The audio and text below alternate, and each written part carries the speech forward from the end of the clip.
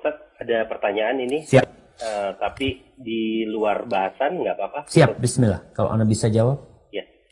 Ini katanya saya tertarik untuk lebih tahu mengenai sakratul maut. Mengingat kematian adalah salah satu nasihat bagi kita yang masih hidup. Ya. Mungkin tadi kajian kita tadi sore itu, tadi siang ya, berkaitan dengan sakaratul maut dan perjalanan ruh ini. Jadi Rasul Shallallahu Alaihi Wasallam ketika beliau hendak meninggal dunia, beliau sakit. Kira-kira sakit beliau itu selama 10 hari. Tapi yang paling parah 5 hari sebelum meninggal dunia. Sampai beliau itu biasa meletakkan tangannya di dalam wadah air, beliau usap wajahnya ya. Sampai Aisyah kesian melihat suaminya seperti itu. Beliau mengatakan la ilaha illallah, ala inna lil mauti la sakarat. Kematian itu benar-benar memiliki sakarat. Apa artinya sakarat?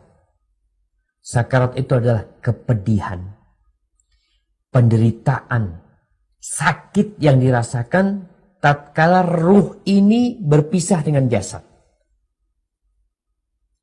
Jadi yang dikatakan sakarat itu adalah rasa sakit, rasa pedih ketika ruh ini ditarik berpisah dengan jasad. Subhanallah jamaah. Antum bisa bayangin orang yang dipotong tangannya. Gimana sakitnya dia? Dipotong tangan, dipotong kakinya, dicabut gigi. Kita tahu ketika dicabut gigi itu biasanya disuntik mati rasa. Dibius lokal di sini. Ketika orang dibedah perutnya itu dikasih bius karena sakit pedih. Itu padahal hanya satu daerah dari tubuh kita. Gimana kalau yang dicabut itu ruh yang berada di semua lini di tubuh kita. Itu yang dicabut.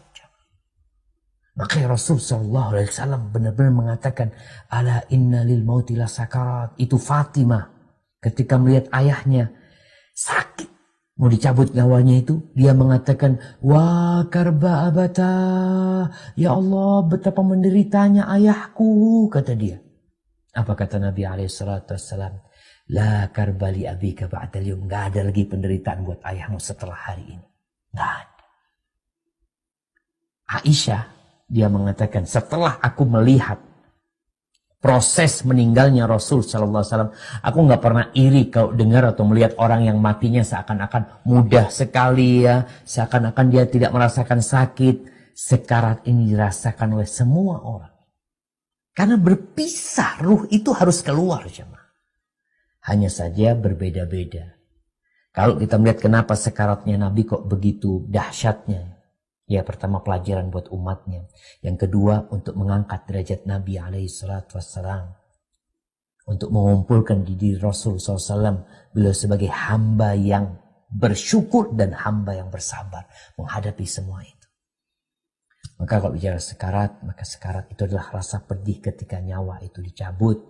Dan Nabi mencontohkan kalau orang beriman itu, keluar nyawanya itu seperti air yang keluar dari belalainya ceret, ya man. Kita kalau tahu keluar tuh air, dituangin langsung keluar. Tapi ternyata itu sakit. Gimana kalau orang kafir atau orang jahat ketika hendak dicabut nyawanya, ruh itu disuruh keluar, nggak mau keluar dia. Karena dia tahu yang datang malaikat pencabut nyawa, kafan-kafan yang dibawa kain yang kasar, yang busuk baunya, dia ketakutan ketika disuruh keluar menuju kepada amarah Allah Azza wa Jal. Maka dia lari ke seluruh tubuhnya. Dia pegangan ruh itu. Disebutkan seperti nanti nyabutnya nyawa orang jahat itu. Seperti dicabutnya kawat yang berduri dari kulit, dari bulu domba yang basah. Jamaah. Ketika ditarik itu jamaah, kawat yang berduri itu akan banyak yang ikut. Jamaah. Dari bulu-bulu tersebut. Maka seperti itu ketika orang itu, orang jahat atau orang tidak beriman. Kemudian sahabat Nabi Syaddad bin Aus ya, ketika dia mengatakan berpisahnya ruh dari tubuh itu lebih dahsyat daripada digergaji dengan gergaji. Jadi kalau digergaji tangan kita, kita akan kesakitan. Lebih parah dari itu, lebih parah daripada dipotong-potong dengan gunting dari pisau, disayat-sayat, lebih parah daripada dimasak di kuali dengan air yang panas. Itu dahsyatnya perpisahan dengan kematian. Makanya Nabi SAW seringkali mengatakan, aksiru dzikra hadhimil ladat. Kalian banyak-banyak mengingat yang memutuskan kelezatan. Kematian ini. Orang kalau sudah dicabut nyawanya selesai, dia merasakan sakit. Hada wallahu a'lam bishawab. Itu mungkin yang berkaitan dengan sakaratul maut, dan kita minta kepada Allah agar kita husnul khatimah dan diringankan ketika nyawa kita dicabut.